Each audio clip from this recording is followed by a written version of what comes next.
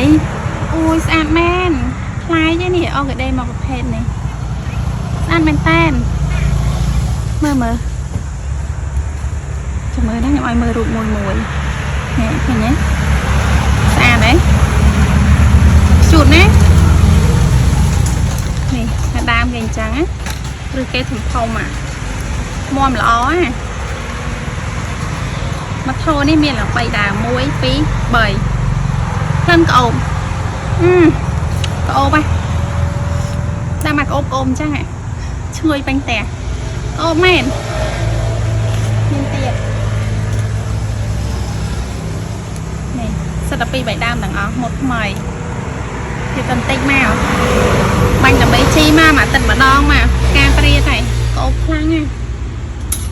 ឈ្ងុយ